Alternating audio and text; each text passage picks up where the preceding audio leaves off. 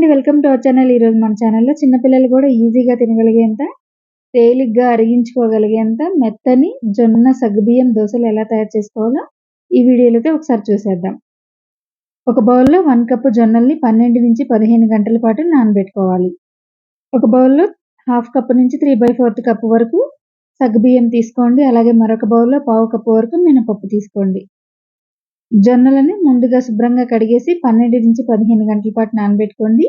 మనం సగ్గుబియ్యం, మినపప్పు ఉన్నాయి కదా! ఇవి ఒక 2, 3 గంటలు నానితే సరిపోయిద్ది. ఇవి ఎక్కువసేపు నానబెట్టినా సరే స్మెల్ వచ్చేస్తాయి. అందుకని జొన్నలు మీరు మార్నింగే నానబెట్టుకోండి. ఇవి ఆఫ్టర్‌నూన్ 4కి అలాగా నానబెట్టుకోండి సరిపోతుంది. ఇలా నానబెట్టుకున్న సగ్గుబియ్యం, జొన్నలు అలాగే మినపప్పుని రుబ్బుకుందాం. ముందుగా ఒక మిక్సీ జార్‌లో జొన్నలు వేసుకోవాలి. జొన్నలు వేసుకొని కొద్దిగా వాటర్ యాడ్ చేసుకుంటూ మెత్తగా గ్రైండ్ చేసుకోవాలి. జొన్నలు ఎంత ఎక్కువ సేపు నానితే అంత మెత్తగా వచ్చేస్తాయి మిక్సీకి. మీరు లేదు గ్రైండర్‌కి వేసుకోవాలన్నా వేసుకోవచ్చు. కానీ చాలా తక్కువ క్వాంటిటీ కాబట్టి మిక్సీలో సరిపోతుంది. ఇప్పుడు సేమ్ అదే జొన్నలు వేసుకున్న మిక్సీ జార్‌లోనే మనం మినపప్పును కూడా వేసి ఇలా మెత్తగా గ్రైండ్ చేసుకోవాలి. దీన్ని కూడా జొన్న పిండిలో కలిపేసేయాలి. ఇప్పుడు దీనిలో సగ్గుబియ్యం మనం నానబెట్టుకున్న తర్వాత ఎక్కువైపోయినాయి. నేను 3/4 కప్ తీసుకున్నాను కదా! నాకు ఎక్కువ అనిపించినియి. మీరు హాఫ్ కప్పు వేసుకోండి సరిపోతుంది.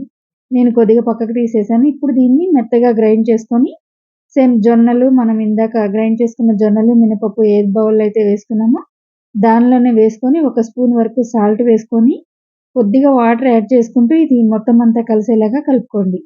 ఇలా మీకు కలపడం కష్టంగా ఉంటే ఒకసారి మిక్సీ వేసుకోండి సరిపోతుంది. మొత్తం అంతా బాగా కలుస్తుంది. ఇప్పుడు స్టవ్ మీద దోస పాన్ హీట్ చేసుకోవాలి. వీడియోలో చూపిస్తున్నట్టు దోస పాన్‌కి లైట్‌గా ఫస్ట్ అయితే ఆయిల్ అప్లై చేయాలి. తర్వాత ఇలా మందంగా దోసలాగా వేసుకోవాలి. మరీ పలచగా వేసుకోకండి, దోస అయితే రాదు.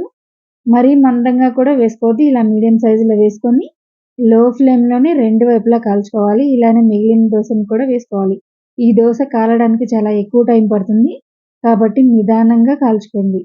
ఇక దానికి కాంబినేషన్ అల్లం చట్నీ తయారు చేసుకోవడం కోసమని పచ్చిమిర్చిని 8-10 వరకు ఇలా ముక్కలుగా కట్ చేసుకొని వేసుకొని దానిలో అల్లం ముక్కలు కూడా వేసుకోవాలి.